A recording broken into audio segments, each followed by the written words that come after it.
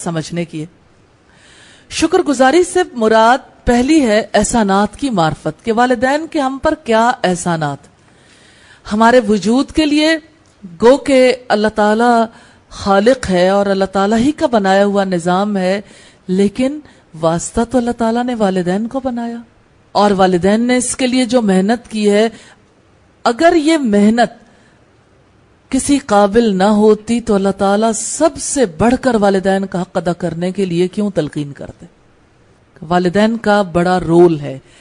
تو ان کے احسانات کی معرفت وجود کے لیے، یعنی پیدائش سے پہلے ماں کیسے دکھ اٹھاتی رہی، اور پیدائش کے بعد دودھ پلانے میں، پرورش کرنے میں کیا بوجھ ماں نے برداشت کیے، باپ نے کیا خدمات انجام دیں، کس طرح سے ابتدائی بچپن سے لے کے اس عمر تک پہنچانے میں والدین نے اپنا رول پلے کیا۔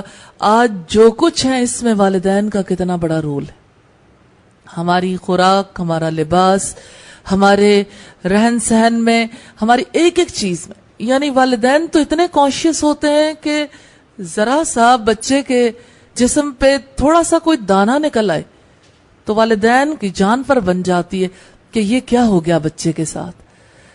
وہ اس دکھ کو دور کرنے کی کوشش کرتے ہیں، اور عجیب بات یہ ہے شیطان انسان کو بعض اوقات اس محاذ پر کھڑا کر دیتا ہے کہ آپ کے ماں باپ کو تو اتنی پرواہ نہیں ہے، وہ اس طرح سے نہیں سوچتے۔ یعنی جو ہی ہم والدین کے احسانات کے بارے میں پڑھتے ہیں یا سنتے ہیں، شیطان ایک نئے موڑ پہ لا کے کھڑا کر دیتا ہے، دیکھو کہ آپ کے ساتھ کہاں زیادتی ہوئی، یہ بھی زیادتی ہوئی، یہ بھی ہوئی، فلاں موقع پہ ایسے نہیں کیا گیا، انصاف نہیں کیا گیا، دوسروں کو پریفرنس دی گئی، ہمیشہ دوسروں کے ساتھ اچھا معاملہ کیا گیا۔ اس وجہ سے احسان پہچاننے کی بجائے انسان احسان فراموش بن جاتا ہے۔ احسان شناسی ضروری ہے، احسان کی معرفت۔ تو اگر والدین کے حقوق ادا کرنے ہیں تو خرابیاں نہیں چننی۔ ایک بات جو میں آپ کو لائف کے لیے اچھی پیاری بات بتانا چاہتی ہوں، دو طرح کے لوگ ہیں۔ ایک تو وہ شخص ہوتا ہے کہ جو ہر چیز میں بھلائی دیکھتا ہے، خوبصورتی، حسن دیکھتا، اچھے پہلو دیکھتا ہے، اور دوسرا وہ شخص ہے جو جس پر بھی نظر ڈالتا ہے صرف خرابیاں دیکھتا ہے، برے پہلو دیکھتا ہے۔ آپ مجھے یہ بتائیے کس کا طریقہ کار زیادہ بہتر ہے؟ کس کو زیادہ فائدہ ہوگا؟ جو ہمیشہ خرابی دیکھتا ہے، خرابیاں چنتا رہتا ہے، یا جو اچھے پہلو دیکھتا ہے، اچھے پہلو دیکھتا ہے؟ یہ سب کو پتا ہے، لیکن عملی طور پر کوئی کیا کرتا ہے؟ ہر ایک کو اپنی اپنی ذات کے بارے میں دیکھنا چاہیے۔ اب آپ دیکھیے، جیسے ہم اللہ کی مخلوقات میں سے دیکھتے ہیں کس کی فطرت کیسی ہے۔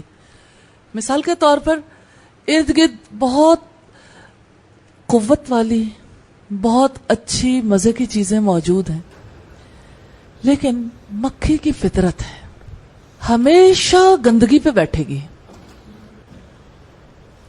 تو جو لوگ کسی کے اندر سے برائیاں چنتے ہیں، جو لوگ ہمیشہ کسی ماحول کے اندر خرابیاں دیکھتے ہیں، ان کی فطرت مکھی جیسی ہوتی ہے کہ انہیں برائیاں کھل کھل کے سامنے آتی ہیں اور بھلائی کی کوئی بات نظر نہیں آتی۔